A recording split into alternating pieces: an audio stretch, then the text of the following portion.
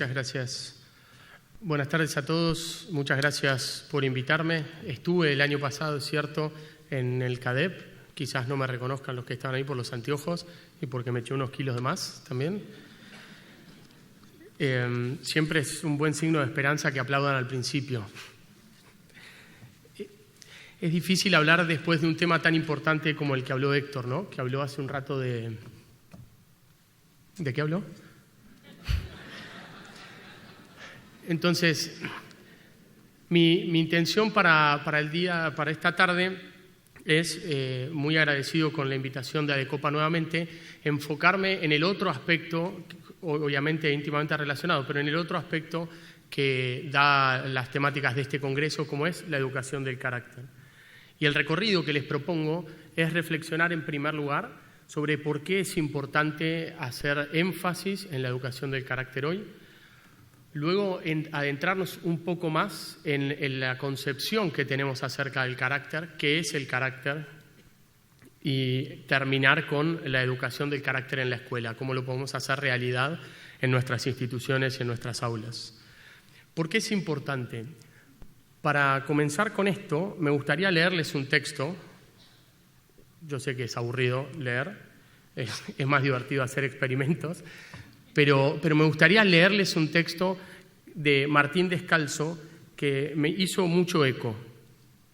Leo.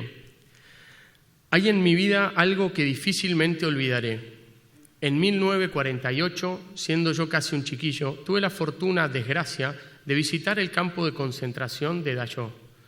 Entonces apenas se hablaba de estos campos, que acababan de descubrirse, recién finalizada la Guerra Mundial.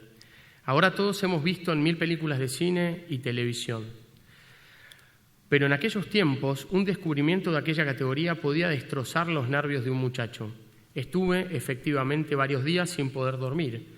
Pero más que todos aquellos horrores, me impresionó algo que por aquellos días leí, escrito por alguna antigua maestra del campo, una maestra de escuela.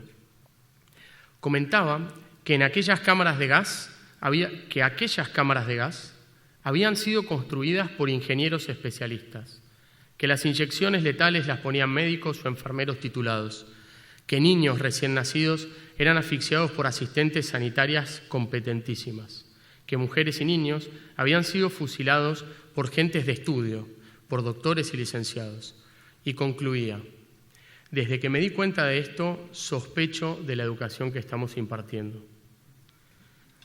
Efectivamente, hechos como los del campo de concentración y otros muchos que siguen produciéndose obligan a pensar que la educación no hace descender los grados de barbarie de la humanidad, que pueden existir monstruos educadísimos, que un título ni garantiza la felicidad del que lo posee ni la piedad de sus actos, que no es absolutamente cierto que el nivel cultural garantice un mayor equilibrio social o un clima más pacífico en las comunidades, que no es verdad que la barbarie sea hermana gemela de la incultura, que la cultura sin bondad puede engendrar otro tipo de monstruosidad más refinada, pero no por ello menos monstruosa, tal vez más. ¿Conocían el texto?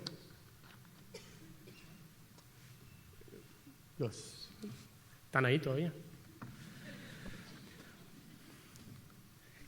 Es una comparación un poco fuerte, ¿no? Saquémosle un poco de carga emotiva. Pero ¿no tenemos la sensación a veces de que de nuestras aulas egresan algunos monstruos educadísimos? No se tomen revancha, pero piénsenlo. ¿No tenemos chicos que pasan años en nuestros colegios, en nuestras universidades, y sin embargo no dedican su vida a hacer de este mundo un lugar mejor, sino más bien lo contrario? Por eso pienso que es importante la educación del carácter. Por eso pienso que tenemos que reflexionar, y creo que en parte por estas cuestiones que vemos a nuestro alrededor en nuestras sociedades, es que la educación del carácter está teniendo una especie de resurgimiento a nivel global, ¿sí? Que luego diremos. Paola del Bosco, a quien yo quiero mucho, fue mi profesora en la universidad y es actualmente la directora de la Academia Nacional de Educación, dice esto, ¿no? Educar es ayudar a los alumnos a hacer buen uso de su poder. tomando la idea de Hannah Arendt, esta filósofa del siglo XX, que decía que cada persona que viene al mundo trae una nueva iniciativa. Es una iniciativa original que aporta a la sociedad o desaporta, vamos a decir. Entonces nosotros como educadores claramente nos tenemos que centrar en que aprendan, pero también tenemos que centrarnos en que aprendan a usar su poder para el bien. Por eso es importante, y vamos viendo, que la educación debe ser integral, que tenemos que mirar en todos los aspectos de la persona.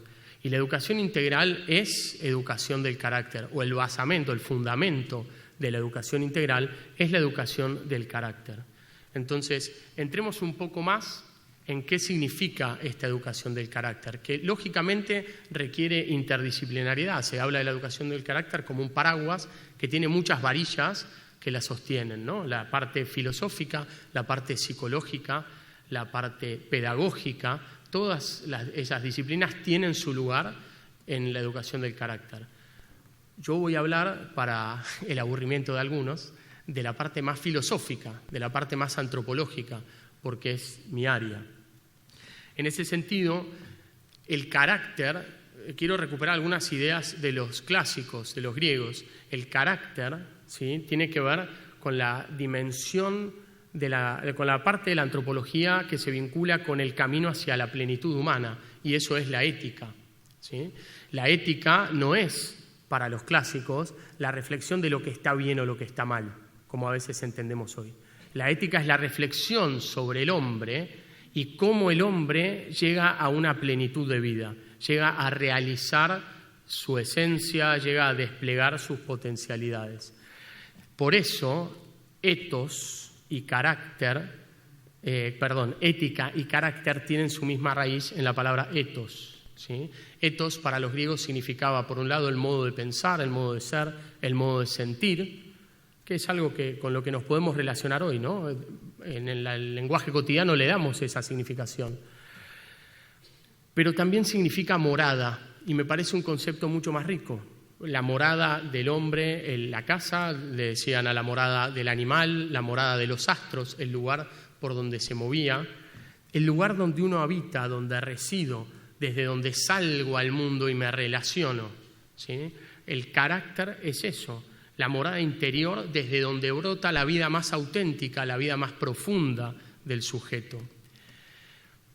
Erich Fromm decía, lo resumía con esta noción de marcos de orientación y devoción desde los cuales cada uno de nosotros actúa, ¿sí? Eso sería el carácter, estos marcos que cada uno de nosotros va construyendo a partir de situaciones recibidas, de cosas dadas, ¿no?, como el temperamento, cosas que traigo conmigo como seteado de fábrica, ¿no?, en la naturaleza, las inclinaciones naturales, el temperamento.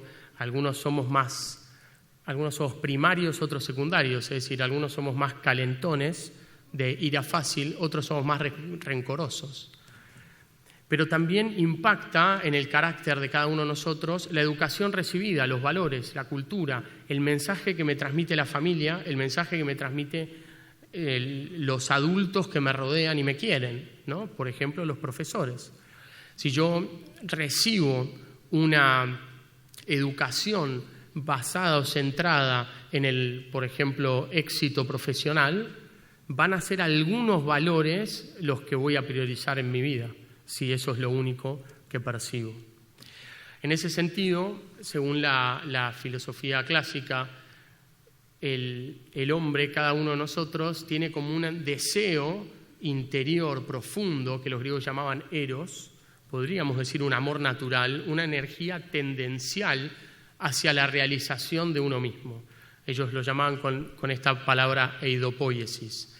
Ahora, esa energía vital que todos tenemos, ese deseo que nos impulsa a actuar y relacionarnos, pasa como por una lente que es el carácter. Y a partir de ahí se focaliza en las cosas que le parecen importantes, necesarias o valiosas. Y a partir de ahí actúo, ¿no? Yo actúo con la energía de ese deseo natural de la felicidad, pero actúo de acuerdo a mi propia jerarquía de referencias, a mis propios marcos de orientación y devoción. Con ese actuar, con cada uno de esos actos, voy disponiendo mis facultades de acuerdo a los hábitos que voy formando, ¿sí? Y por eso es lo que decía, ¿no? Ante una misma situación, dos personas pueden reaccionar de manera muy distinta. ¿Por qué? Porque perciben en la realidad valores distintos, ¿sí? Se ocupan, su lente está enfocada en cosas distintas. Y entonces esa es la importancia del carácter. Ahora esto es como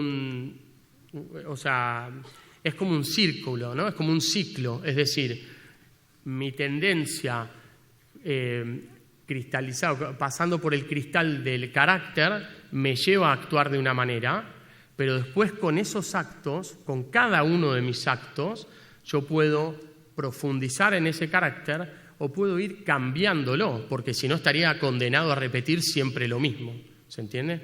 Por eso, de acá se explica esa famosa frase de la sabiduría popular, de que aquel que no vive como piensa, termina pensando como vive, ¿se entiende? Porque somos una estructura dinámica. Entonces, la educación del carácter termina siendo el desarrollo de esas disposiciones, de esos hábitos, termina cristalizándose en la formación de virtudes. Vuelvo atrás, esas disposiciones que van brotando de mi jerarquía de preferencias, esos hábitos operativos buenos como se suelen llamar. Estas virtudes constituyen una nueva espontaneidad a partir de la repetición de hábitos buenos y conscientes. ¿Qué es esto de una nueva espontaneidad? ¿Alguno juega algún deporte? ¿Alguno juega al tenis? Vamos a poner el tenis. ¿Alguno pueden levantar la mano? Muy pocos. Es muy poco popular el tenis. ¿Alguno juega al fútbol? Bien, levanten la mano quien no hace ningún deporte. Ahí está. Bien. Típicamente este ejemplo funciona un poco más, pero bueno. Mejor. Durante una época de mi vida di clases de tenis, ¿sí? Y aunque no lo crean, jugué mucho al tenis. Entonces, cuando uno aprende un deporte nuevo, en particular el tenis me parece un buen ejemplo, pero cualquiera aplica, tiene que poner todas sus energías, su concentración, todo en repetir la técnica, ¿no? En aprender el movimiento, y el movimiento es muy preciso. Hay que poner la raqueta de una manera determinada, bajar en un momento determinado, hacer un momento con la muñeca. Y no es solo el brazo, es el brazo, las piernas, el cuerpo, los hombros, ¿se entiende? Para lograr ese golpe, yo tengo que estar concentrado 100% en cada una de las cosas que estoy haciendo, ¿sí? Ahora, ¿qué pasa? Justamente con la repetición de actos conscientes, es decir, en la medida en que yo repito esos actos pensando en cada cosa que tengo que hacer, se va generando el hábito, ¿sí? Se va generando esa nueva espontaneidad, es decir, lo termino haciendo sin pensar, lo hago, me sale solo, ¿sí? Entonces, en el deporte yo creo que es un buen ejemplo de cómo la disciplina consciente de una repetición de actos me lleva al logro de determinadas habilidades que luego producen la satisfacción, si ganamos, ¿no? Que luego producen la satisfacción de ese hábito, esa capacidad incorporada. Yo no tengo que pensar, una persona virtuosa no tiene que pensar, una persona honesta, perdón, en, a ver, ¿digo la verdad o no la digo? Le sale solo, ¿sí? Y no solamente le sale solo, en el ideal está contento de decir la verdad, o al menos, si era muy difícil la situación, está tranquilo de haberlo hecho, ¿sí? Entonces, ¿cómo se ve esto en la escuela o cómo lo llevamos al aula? En primer lugar, hay que decir que la educación del carácter tiene que impregnar toda la realidad institucional. No alcanza con lo que yo hago en mi aula, ¿sí? Es muy importante, pero no alcanza. Tiene que ser algo que se pueda olfatear como la cultura institucional. Y el ethos de una institución, su morada interior, desde donde se vincula con la comunidad de alumnos que llegan, con la comunidad de padres, con toda la comunidad, se nutre del carácter de cada uno de sus miembros, ¿sí? Del ethos de cada uno de nosotros.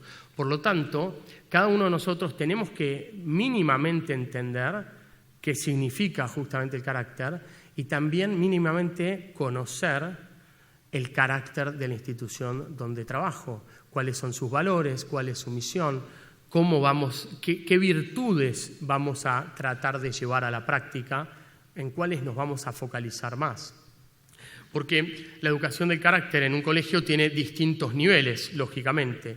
En un primer nivel está la institución educativa en general, lo que decíamos, el ideario, el proyecto educativo, y le vamos a dar ese matiz personal que tiene mi colegio. Es decir, nos focalizamos miramos el perfil de egresado que queremos egresar, que queremos aportar a la sociedad, y en función de ese perfil de egresado vamos a tratar de priorizar algunas virtudes para que incorpore. Eso va bajando de nivel a los jefes de departamentos, los ciclos, es decir, todo lo que hacemos tiene que orientarse a desarrollar esas virtudes en determinados momentos. Los proyectos transversales, ¿cómo elijo un proyecto transversal de educación sexual? ¿Cómo elijo de qué modo voy a encarar la tutoría? ¿Sí? ¿Qué valores vamos a trabajar en cada momento? ¿Qué virtudes vamos a tratar de desarrollar? Lo elijo de acuerdo al nivel superior, al nivel anterior. Y lo mismo cuando descendemos un nivel más, el docente en el aula, en su materia. Muchas veces tenemos la tentación de pensar que la educación del carácter es solamente ámbito del profesor de filosofía, del profesor de religión, del profesor de educación sexual o del tutor, ¿sí? ¿Cuántos son tutores acá? Bien, mantengan esa mano levantada, por favor. ¿Cuántos sienten que sus profesores de matemática los ayudan a desarrollar el carácter de los chicos? Dejen la mano levantada. Son un poco menos, ¿no? Bien, pueden bajarla, gracias. Entonces, el punto es, cada docente en el aula tiene que estar alineado con estas virtudes que queremos desarrollar y las tiene que incorporar en su planificación anual, en su planificación de corto plazo, y tiene que pensar actividades concretas o situaciones en donde los estudiantes puedan desarrollar esas virtudes y no las que a mí me gustan. Perdón. Esas virtudes que idealmente son las que a mí me gustan, ¿no? Porque por eso estoy en el colegio. En el cuarto nivel está el trabajo del alumno. Es decir, nosotros podemos hacer un montón de cosas para ayudarlos a que ellos desarrollen las virtudes, pero las virtudes las desarrollan ellos, ¿sí? Entonces no podemos olvidarnos de ese momento personal de cada uno de ellos, donde cada uno de ellos, atendiendo a su propia historia, a su propio bagaje familiar, a su propio temperamento y seteo natural, vamos a decir, van a apropiarse y van a conformar esos marcos de orientación y devoción propios, siempre trabajando en consonancias con las familias. Lo ideal sería que la familia elija el colegio justamente por estas virtudes que nosotros queremos proponer. Ahora, cuando uno mira una escuela y piensa qué es lo más decisivo a la hora de formar el carácter de sus alumnos, lo más decisivo siempre son ustedes. Siempre es la humanidad misma del docente, la persona misma del docente, su propio carácter y su propia búsqueda del desarrollo de las virtudes. En este sentido, yo les decía hace un rato que la educación del carácter está floreciendo, vamos a decir, en distintas partes del mundo. Entonces, por ejemplo, en Inglaterra es muy fuerte el Jubilee Center for Character and Virtues, muy buen trabajo, se insertan en una filosofía neoaristotélica, pero la Universidad de Navarra tiene un instituto de carácter muy fuerte, la Universidad Francisco Vitoria lo mismo, la Fundación Barkey, no sé si la conocen, ¿no? La que entrega el Global Teacher Prize, tiene una línea aquí en Latinoamérica de investigación sobre educación del carácter muy fuerte. Hace poco hizo un congreso en Buenos Aires. Entonces, la educación del carácter está floreciendo. Yo les traigo un ejemplo de modelo, o sea, realmente pueden investigar, hay varios ejemplos, el del Jubilee Center porque me gusta. Ellos lo que hacen es dividir las virtudes en cuatro grupos, ¿no? Y hablan de virtudes intelectuales, virtudes morales, virtudes cívicas y virtudes de performance o de rendimiento, ¿sí?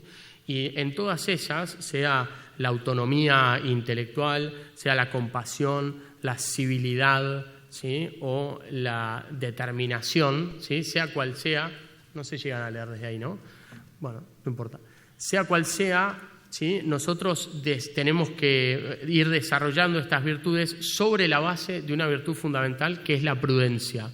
La prudencia tiene muy mala prensa en general en nuestra cultura, pero es la virtud fundamental, porque es una sabiduría práctica que lo que hace es permitirnos elegir en cada situación qué es lo correcto de acuerdo a unos valores universales. El desafío de la vida moral en general es que puedo estar seguro de los valores, de las normas que quiero vivir, pero me resulta difícil aplicarlo en cada momento. Y eso es trabajo de la prudencia. Entonces la prudencia lo que hace es, de alguna manera, orientar a cada una de estas virtudes. Y dicen dos cosas interesantes. En primer lugar, dicen que las virtudes de rendimiento deben estar siempre orientadas por las otras tres, por las intelectuales, por las morales y por las virtudes ciudadanas, digamos, las cívicas, ¿sí? Porque si no, de vuelta, tenemos monstruos educadísimos, ¿sí? Tenemos gente que sabe hacer muy bien el mal. Y dicen una segunda idea que no tenemos que perder de vista, que es lo que decían al principio cuando abrían el Congreso, ¿sí? Dicen, una sociedad va a tener mayor bienestar en la medida en que cuente con más ciudadanos con buen carácter. En la medida en que cuente con más ciudadanos con buen carácter. Entonces, yo creo que si miramos alrededor la sociedad, vemos que hay oportunidades de mejora, vamos a decir. Ahora, si miramos nuestras escuelas, ¿hay oportunidades de mejora? ¿No les pasa de estar en salas de profesores o en reuniones de tutoría donde todo el tiempo nos estamos quejando de actitudes de los padres, por ejemplo? De que no disculpan todo a sus hijas, de que siempre las apañan, hacen así con la cabeza. ¿Les pasa eso? Seguro saben que hay otras salas, a veces salas de WhatsApp, a veces salas del living de una casa, donde las madres dicen lo mismo del colegio, ¿no? Entonces, digo, tenemos una gran oportunidad de mejora. Claramente, digamos, tenemos que asegurar el aprendizaje de nuestros estudiantes, pero tenemos que hacerlo en un contexto de desarrollo integral, ¿sí? Para poder verdaderamente que cada uno de ellos aporte al bienestar del mundo, ¿sí? Aporte al bienestar de la sociedad. Y en este sentido me quiero detener un momento en los elementos que forman una virtud para el Jubilee Center. Algunos de ellos son más fácilmente o directamente trabajables, otros no tanto, ¿sí? Pero fíjense que no es tan sencillo como el tenis. El tenis era más fácil, es hacer un golpe y ya. Acá tenemos distintos elementos que ir desarrollando. En primer lugar, la percepción de una virtud, ¿sí? Percatarse de situaciones que requieren el uso de esta virtud. En segundo lugar, la comprensión de una virtud, entender qué significa ser magnánimo, qué significa ser sincero, qué significa ser empático. Ahora, entender qué significa ser empático no significa serlo, ¿sí? O sea, y lo que aspiramos no es a que entiendan un montón de virtudes. Entonces, para llevarla a la práctica hay que incorporar estos otros elementos. La emoción de la virtud, la educación del carácter, se interrelaciona directamente con la educación de las emociones, porque, fíjense, a veces seguimos con esta idea kantiana o formalista de que hacer el bien es hacer lo correcto aunque te cueste, incluso si te cuesta mejor, ¿no? Es como que, no, lo hice, me costó un montón, pero lo hice, y lo celebramos como si fuera un logro mayor. Está bien celebrarlo porque nos costó y nos superamos, pero se entiende, o sea, el punto antropológico es que el virtuoso obra bien fácilmente, Entonces, a lo que tenemos que aspirar es a que nos salga fácil y a que estemos contentos con esa opción que tomamos, a que la emoción que sienta sea la correcta en el momento correcto. Identificar mi vida con esa virtud que quiero desarrollar, motivar a que esa virtud sea utilizada, razonar prácticamente en qué momento tengo que usar determinada virtud o cuál de las dos virtudes que tengo que usar tiene prioridad, y por último la acción y práctica de la virtud, que es sencillamente hacer lo que corresponde en cada momento. Toda esta riqueza de cómo trabajar, bueno, lo veremos con los que estén en el taller mañana, de cómo trabajar cada uno de estos momentos. Ahora, la pregunta que puede tomarle a alguno es, bueno, ¿y cómo lo hago? ¿Sí? ¿Y cómo lo hago en mi clase? Entonces, yo quiero compartirles 3 ideas en ese sentido. En primer lugar, es fundamental tener ideas claras, ¿sí? Muchas veces usamos expresiones en educación que no son del todo correctas o que no son del todo precisas, vamos a decir, ¿no? Esto de moldear al alumno para que tenga determinadas virtudes. No, yo no lo moldeo, no lo manipulo, ¿sí? Yo más bien soy un jardinero que en cualquier caso tengo que regar, tengo que recortar algunas ramas que están saliendo de proporción, pero no moldear como si fuera una materia prima informe, como si yo tuviera un esquema que lo aplico a todos lados. Estoy tentado de poner un ejemplo de fútbol. ¿Les gusta Bielsa como entrenador? ¿Sí? ¿Sí o no? Bien. El problema de Bielsa, a mi modo de ver, es que es racionalista y tiene esta idea de virtud. Él tiene un esquema y lo aplica en todos igual, ¿sí? No me gusta a mí ese estilo, ¿sí? Ahora, eso es un peligro que tenemos como educadores, ¿no? Tener un esquema de cómo es una persona buena, bien, y ese esquema se lo aplico a todo el mundo. Eso no es lo que hacemos a la hora de enseñar virtudes. Ahora, tener ideas claras significa tener yo las ideas antropológicamente claras, tener claro cuál es el ideario institucional, cómo voy a aplicar estas cosas, pero también implica que el estudiante lo tenga claro, implica transparentarlo, que entienda por qué hacemos esta actividad o qué es lo que yo busco o qué es lo que logró. Se puede hacer de antemano, se puede hacer con una metacognición luego, ¿no? Como el ejercicio muy bueno de la memoria, ¿no? Primero hacer el ejercicio, después explicarnos por qué, ¿no? Se puede hacer de cualquier manera, pero ideas claras es transparentar también a los objetivos de aprendizaje para que él pueda apropiarse verdaderamente de ese recorrido y de ese mejoramiento. En segundo lugar, tenemos que generar oportunidades para vivir esas virtudes. Yo quiero desarrollar la generosidad, tengo que ponerlos en situación de experimentar y de probar y de ser generosos, ¿sí? Y esto me pienso en esta virtud particularmente porque en la pandemia se vivieron cosas surrealistas. No sé cómo fue acá en Lima, pero en el jardín de mis hijos al principio podían ir al jardín pero no podían compartir. ¡Wow! Es fuerte eso, ¿no? No podían compartir. Entonces, tenemos que dar oportunidades para vivir esas virtudes que queremos desarrollar en concreto, porque solo con la repetición de actos conscientes las van a poder vivir. Por último, y lo más desagradable de siempre, es con el ejemplo, ¿sí?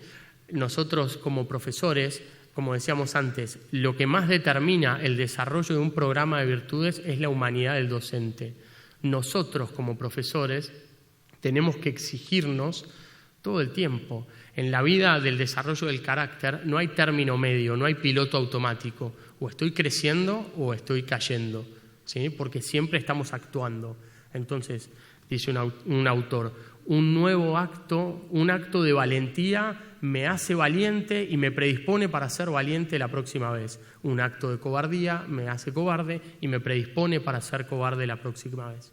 No hay término medio. Entonces, nosotros tenemos que exigirnos, autoexigirnos, tenemos que modelar, mostrar cómo. Es muy difícil que un chico aprenda el orden, por ejemplo, el orden interior, el orden exterior, si yo ando por la clase todo desordenada, ¿sí? En ese sentido, creo que la educación del carácter nos interpela como profesores y como centros educativos, ¿sí?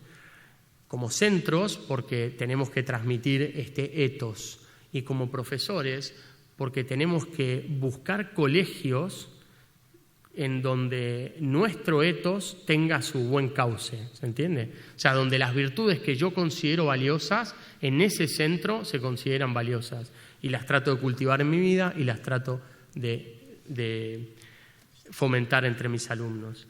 Y hay un punto acá que es fundamental, que es, tenemos que ser expertos en dar a luz, en poner luz, no dar a luz, poner luz en los dones particulares de cada uno, en las fortalezas de carácter de cada uno, especialmente en el mundo en el que vivimos, que creo yo coincidirán conmigo, es cada vez más frío.